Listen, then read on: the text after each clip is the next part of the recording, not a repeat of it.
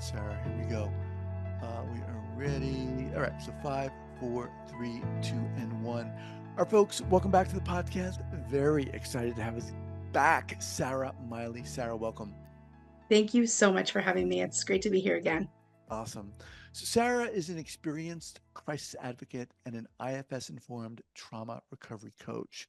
Through her own learned and lived experiences, she is passionate about helping survivors find the roots of their suffering. Sara's focus is on survivors of developmental childhood trauma, attachment wounds, emotional abuse and neglect, and cPTSD.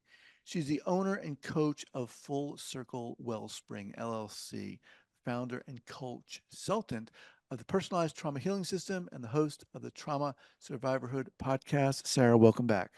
Thank you so much. Yeah, great to be here. Yeah. So, all right, you've got a lot going on that's new, but before we kind of dive into that, um, I want to kind of revisit a couple things. First of all, remind our listeners where you're from originally and where you are currently.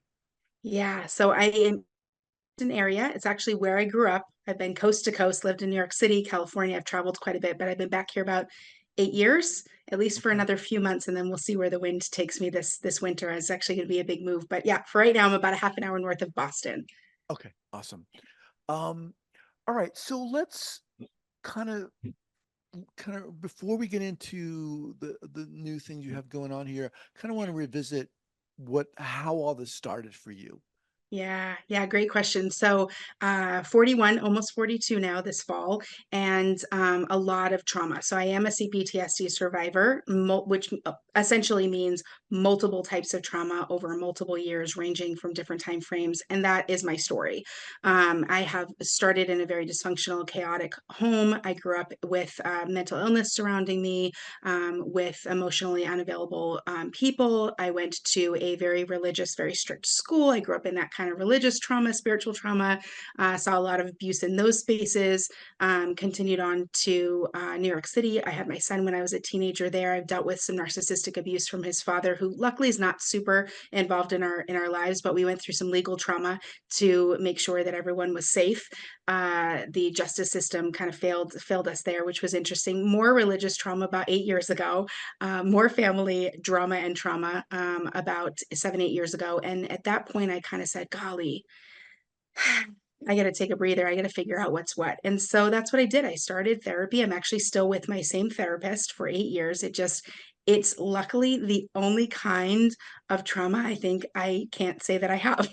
Other than that, people that experience in global majority and the BIPOC communities, obviously. But that therapeutic trauma is a real thing. And I am so fortunate because I have not had that. It's been a beautiful, beautiful blessing, very, very safe space for me to explore. And I think we called the last show that I did last summer, Breakthrough, Break Open, Break Down, something along those lines, right? And that's really what my therapist has had me doing, just kind of breaking open all these spaces that I didn't even know was trauma. Things I didn't even understand were creating havoc on my nervous system, creating Mm, dysfunction inside of my body. So I have a lot of hyperactivity, really extreme hypervigilance. I've struggled with an eating disorder, a lot of places that needed healing in my body, my mind, and my spirit.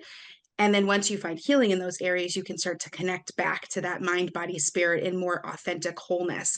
And that's kind of where I am now. That's how I kind of landed here. And it ended up bringing me to change my entire job and career. And I found your podcast, which is how I found being a trauma recovery coach from a guest that you had on, golly, almost 5 years ago now. And I've gone forward from there, just studying and learning. I love the neuroscience. I love all of the understanding of the nervous system. Once I understood it, I was like, oh my goodness, we can actually work with this. Neuroplasticity mhm. is a huge part of the work that I'm involved in personally and professionally. Psychedelic assisted therapy has been a big part of it as well. Internal family systems has changed the gate for me as far as personal and for my clients. And yeah, I'm just here learning it all every day. It's growing and growing. I'm reaching for pad of paper here to write this down. But damn, that's Yeah. a lot of stuff. Yeah. And I don't say that lightly. I mean, that's a lot of trauma. Yeah. Yeah. I've been through it for sure. For sure. Wow. I Yeah. mean, I just like You said at a certain point you started seeing a therapist. So, Yeah. how old were you when you started seeing a therapist? I was 33, almost 34. And I think I mentioned last time, and it's really the truth, that the reason I went there is because my son was like, oh, he was almost 16.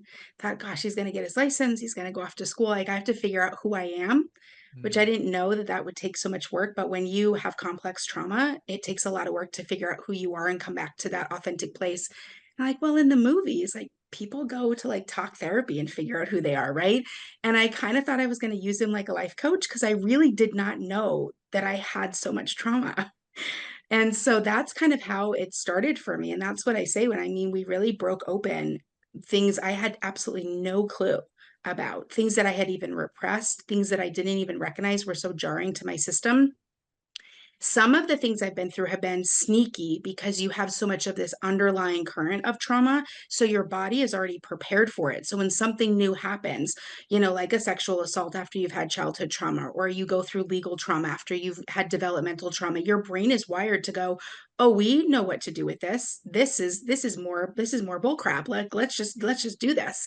And it just goes right into the same protective mechanisms that it's so familiar. Patterns tend to be really familiar when you've had developmental and complex PTSD. so And hold on when a I second, started with the if I if I therapy, if I may. So you're yeah, saying please. it's easier to become re-traum or traumatized again, to experience Yes. trauma again because of Yeah, that? for Yeah. sure. You find patterns in relationships that feel familiar.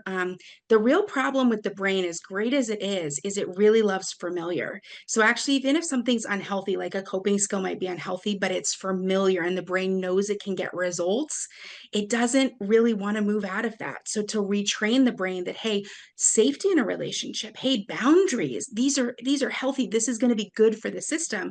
The brain is hearing you say that and going danger, danger, danger, danger, danger, because it's just unfamiliar. It's Right. not that it's not good. That's why I think it's so important for people to reactivate their love of life through their spirit and their soul, because the brain wants familiar. And if you've grown up and you've been exposed to so many different types of traumas, and you have what we call a trauma brain, right? We can see this on brain scans. People with complex trauma often look like they've had TBIs. The structure of your brain can look different on brain scans. Your prefrontal cortex can be underdeveloped, your hippocampus as well. Your amygdala looks like it's firing off constantly. It's a very different brain if you have a trauma brain. And so for your brain to hear, wait, we're trying something new. Oh no, scary, scary. But that's where your spirit has to come in and go, no, I want better. I understand that this has Mm. kept me safe and alive.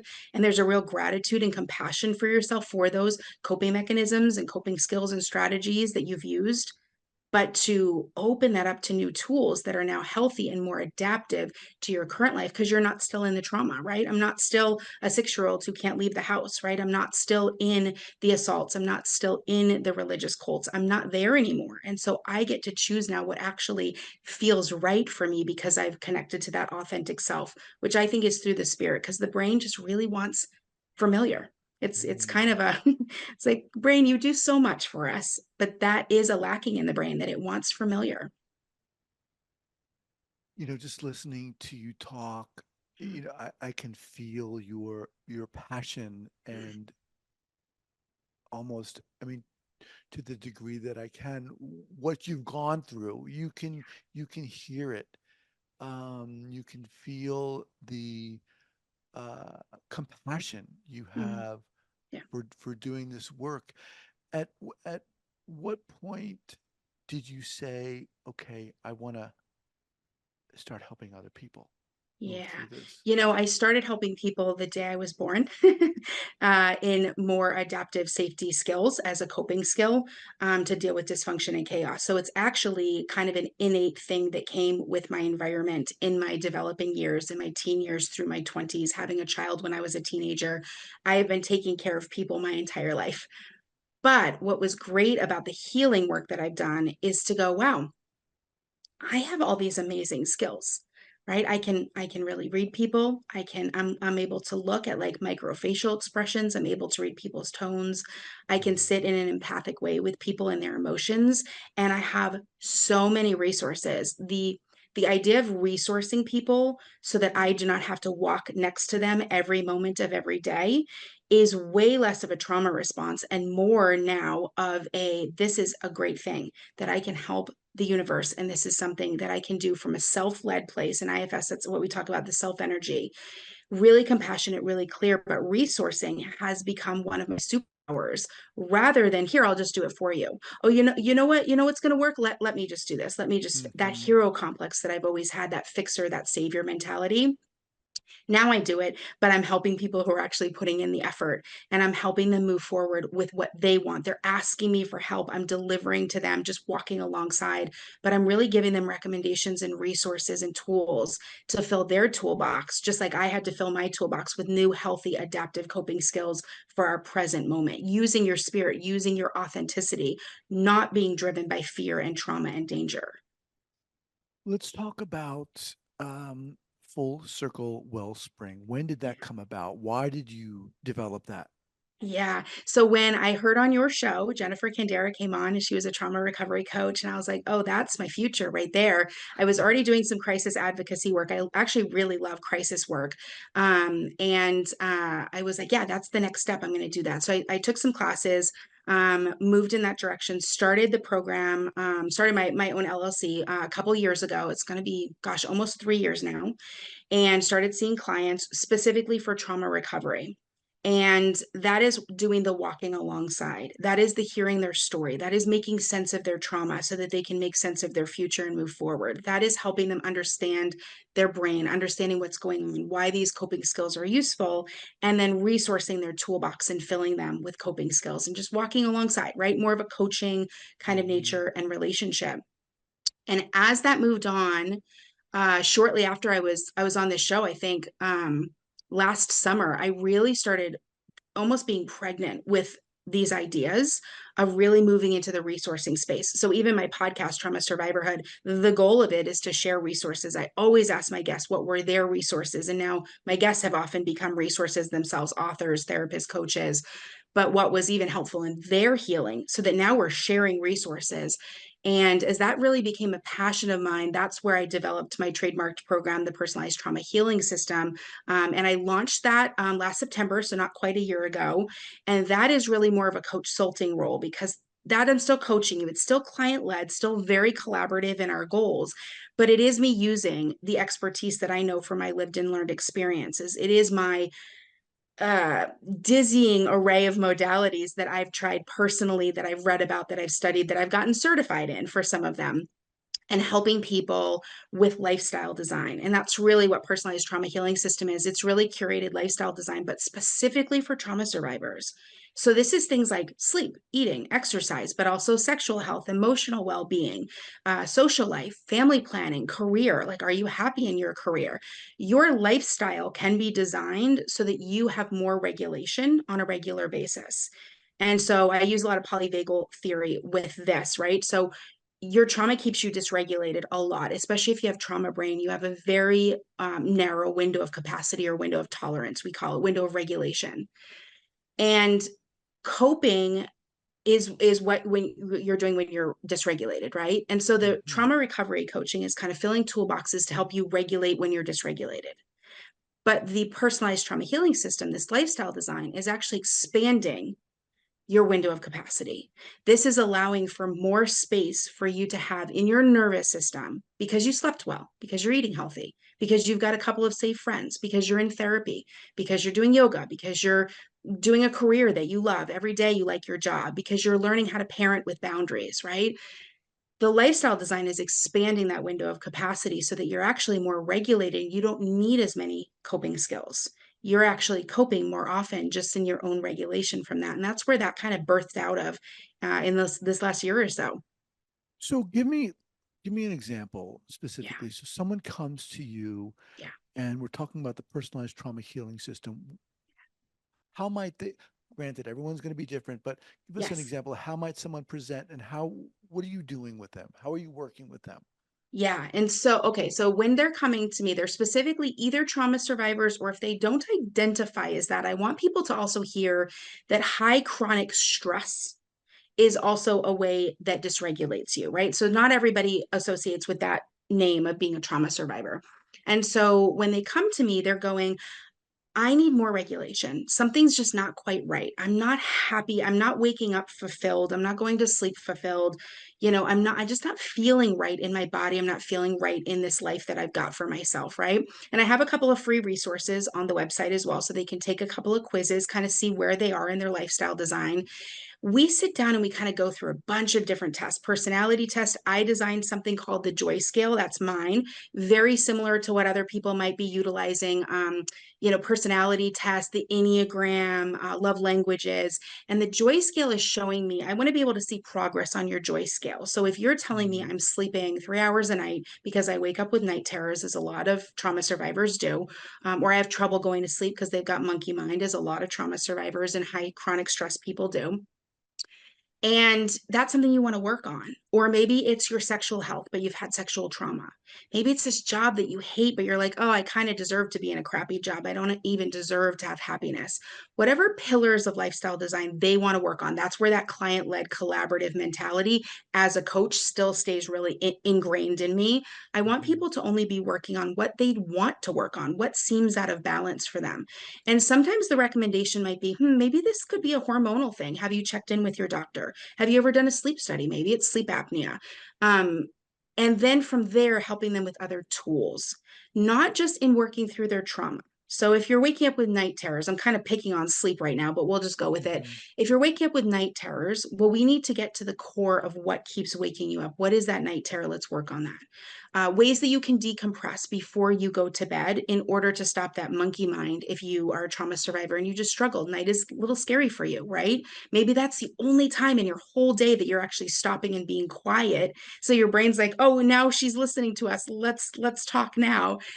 We want to start correcting some of those. And then there's little helpful tools and tricks like the alarm clocks that wake up like a sunshine. People don't recognize that they have sleep patterns. You have a 75 to 90-minute sleep wave that happens. And so if your alarm clock consistently wakes you up out of a deep sleep and you wake up like, ah, and you're panicked and you hear that noise and you're so groggy, your day starts off really actually dysregulated because now you're like, oh, running around, running around. Why? Because you weren't in a light enough sleep when that alarm clock went off and it actually jarred you out of a deep sleep. So really cool new tools that we have, like monitoring sleep on the wristbands to kind of see how you're sleeping throughout the night, using those kind of alarm clocks that come up like a sun, bringing you into a lighter sleep before your alarm goes off, literally can change the entire trajectory of your day. And as a trauma survivor, you waking up with energy and feeling okay about your day and your life and having some moments of gratitude and recentering yourself and meditating, whatever kind of morning routine you want, my Mm-hmm. goodness, your entire day is going to be totally different in case you get triggered, in case your ex-spouse calls, in case your boss yells at you, in case it's a high stress day, your kids are bothering you, you see someone who reminds you of your abuser.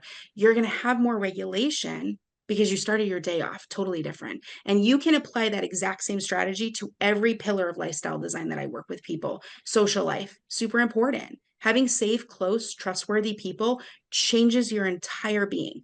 Having a safe place to talk, like therapy or coaching, emotional well-being, understanding your trauma, financial planning. Finances is a big deal for trauma survivors. It could be that you grew up really wealthy but with no love. That can be a trigger for people. When they start making money, they're like, oh gosh, now I have to abandon my family because I have to work so hard. Or they grew up Mm-hmm. in poverty and they don't really know what to do with money, or they believe that that's what their worth is, just being in a poverty state. There's a lot to work through with literally just finances and helping people grow in those areas. So when people come to me, it's usually that they're just looking for more joy, more ease. They want to be able to thrive even while they're healing, because healing never ends, right? We're on Mm-hmm. this roller coaster of trauma healing forever until we're gone, right? And so I have been able personally to tap into more ease, more thriving and abundance and joy, even though I'm still in the thick of it. I mean, I just discovered a few new parts. I had a couple of repressed memories just in the last couple of months pop up. I'm still dealing with it, but I'm able to access daily joy and thriving because of lifestyle design and making sure my regulatory window is as wide as it possibly can be. Does that make sense? It does. It makes me. I'm curious about your own process. You just touched Yeah. on it. You were like, I'm in the thick of this too. Yeah. As you've moved through not just your experiences and your trauma, but the work you've been doing with clients and so forth, Yeah. how have you changed? What have Mm, you learned about yourself that's allowed you to continue to do this work? yeah. Great question. I'd like to say every part of me has changed. I feel like the growth in the last 8 years, if you knew me in my early 20s, you probably wouldn't even recognize me now. My ability and capacity to rest, to relax, to slow down. I have a lot of hyperactivity. Just even gaining tools and learning about something like ADHD brain and neurodivergence, which is very common among trauma survivors. Gabor Mate's new book. Oh goodness, it's over there on my bed. Let me Normal? What is it? know the Cha- mind. Scattered minds. Is it oh, scattered minds? scattered minds. Okay. Scattered minds. He basically says that ADHD can be put into remission, can almost be a curable thing as you work through your trauma, right? So someone like me who struggles with like the I have to go, I have to do, I have to be busy or I'm not worth anything. I'm not going to be lovable if I don't get this done, right? Things like that are active working things for me. So right now, to give an example of people for those that are watching on the video, I've got a fidget spinner in my hands that I'm playing with. It helps my brain be able to focus on your questions and to clarify my thoughts because my hands are busy. When my body wants to rest, my brain wants to go, and when my brain wants to rest, my body wants to go. And so I'm actively working on this because it is so important for your nervous system, for your heart health, for your liver health, for your gut, for you to be able to rest and relax, also to find pleasure, things that bring you joy. Playing, adult playing is super important, and people neglect that constantly. So I'm actively working on that. It's a little bit harder for me to play. I'm getting better at resting, but these are things I'm actively working on, even in my own lifestyle pillars. Sleep is something I've kind of conquered the last couple of years. That took a lot of work because, again, when my body wants to rest, my brain wants to go. And so I would either have trouble going to sleep or I'd wake up in the middle of the night. And for some reason, it was always around 1:30 and I'd be asleep. I'd be awake for 2.5 hours. Hmm. And it was so annoying because it messes everything up. But I've really been able to conquer that by giving my brain more space to think during the day, contemplative times. My brain really needs to think. I'm a big thinker.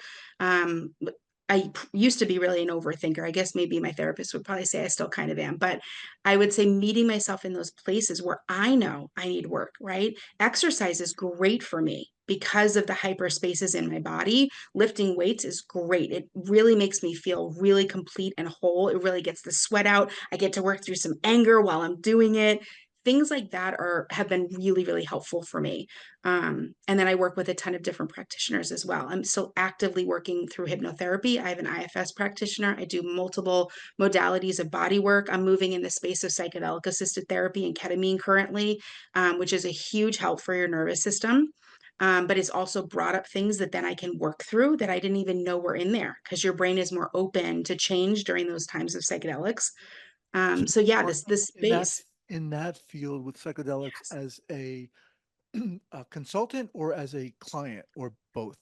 I'm currently a client. It is Okay. in the back of my mind in the next maybe, let's say, 5, 10 years, where I'd really like to explore becoming a facilitator, not just necessarily a sitter, which are important. There's rituals and things that are available for people to do, and they need sitters just to keep you safe if you have to get up to go to the bathroom. But for me, psychedelics is not a true healing work if there's not integration before, Right. during, and after. And so the trauma training that I have, I think, is eventually moving me in that direction to be an integration facilitator for people utilizing psychedelics as a therapeutic. Yeah. Just as an aside here, um, how was your experience doing that? What was it Yeah. like? So far, it's been great. I have been utilizing psilocybin on my own for I think this summer, I think it's 3 years now this summer, where I've done micro journeys and I've done mini journeys, not quite full journeys because I'm on my own, and then I take the work and I integrate it with my therapist. The healing that has come from that has been it's different because it's instantaneous. Mm. It's like when something moves out of you, something just wants to leave, something wants to complete, something wants to finish processing, it just does it, and then you come out of it and you're just, it's like as if you don't have to deal with that any further. the ketamine assisted therapy is something I'm just getting started in. And this summer, working on that is kind of a focus before I move, because I have my practitioner here that I want to work with. But as I probably move out west, I will do different types as well. Ayahuasca is more of a ritualistic kind of spiritual, but the therapeutic space for me has been amazing because you're working through things. The ketamine also is known for helping with anxiety and hyperness, Mm-hmm. and I have made leaps and bounds with the ketamine that has been, I didn't even know it could happen so quickly, just Well, in some of the rigidity of my body that just was gone when I came out. I was like, oh, where is it? Is it ever coming back? And sometimes these things are temporary and it needs more treatments. And sometimes it's just your body said, oh, okay. So I'll give a quick, for instance, if I have a quick second, while I was in the ketamine session, normally I talk in parts work because of internal family systems. Almost everything I say is, oh, I have a part that does this and a part that says that. But in the session, I said, my my brain is wondering right now, and I'm in the shades. I've got my therapist there, and I'm already out of the big first 15-20 minutes of it, which is quite, you're kind of gone, you're very dissociated from your body. But now I'm in that kind of tail that comes down. So my brain's really wondering, as it's noticing my muscles trying to retense, what was the default? Was the default relaxed, or was the default supposed to be rigid? And my therapist says, okay, well, what's your answer to your brain's question? And I said, well, we know when babies are born, they're supposed to be relaxed. Trauma is kind of what makes you guard yourself and armor mm, yourself. I have a lot of armoring and rigidity. And I said, yeah, I mean, logically, that's the default. And I think, truthfully, in that ketamine session, that particular brain question was actually my brain going, okay, we're going back online, people. We're going back online. I've got two body types here, rigid or relaxed. Which is the right one?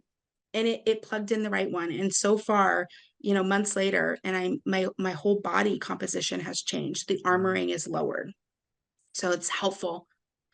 Thank you for sharing that. You know what's so Yeah. refreshing about you, Sarah, is, oftentimes we talk about in this field, doing your own work and Yes. self-care. But what I find so refreshing is you're very open about your own process Yeah. and your own um, challenges and what you're Mhm. working through.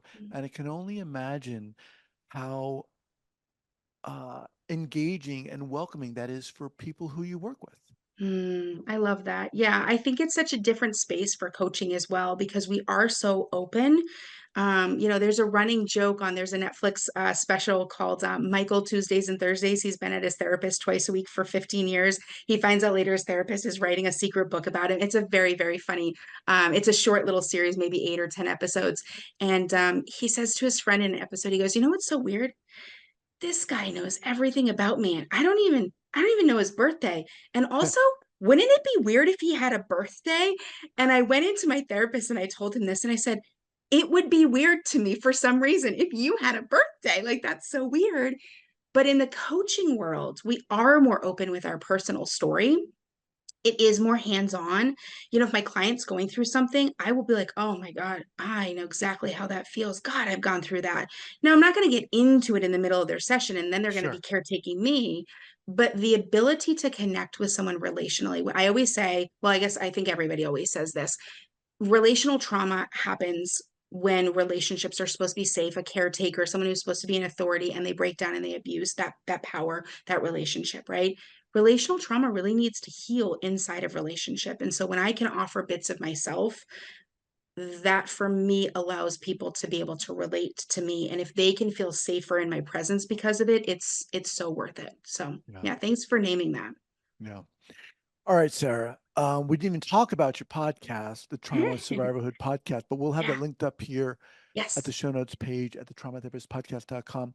So, what's the best way for people to reach out and contact you and learn about everything you have going on? Yeah, easiest way is going to be fullcirclewellspring.com. All one word, Full Circle Wellspring. That has my bio on it. It has ways to work with me. It has info about the personalized trauma healing system. There's going to be the free quizzes that are available there. Not only if you want to work with me solo, there's also workshops that I offer, usually monthly, and those are really inexpensive for an hour and a half. Get some psych ed, get some nervous system education. Like this summer, we're talking a lot about navigating difficult relationships, just some skills and techniques, right? Quick little 60, 90-minute workshops that are available for $10, $15 per person. It's going to have all the info about the podcast there, all of my socials. I'm on Instagram and Facebook and all the things. So yeah, they can find everything there. Awesome. Look, so glad I reached out to you and so glad you were willing to come back on. Thank you so much, Sara. Yeah, Awesome. thank you. Thank you for the work that you do. I wouldn't be here without Guy McPherson. So thank you so much for being who you are and doing what you do. Thank you. Well, I appreciate you saying that. All right. Take care. Bye-bye.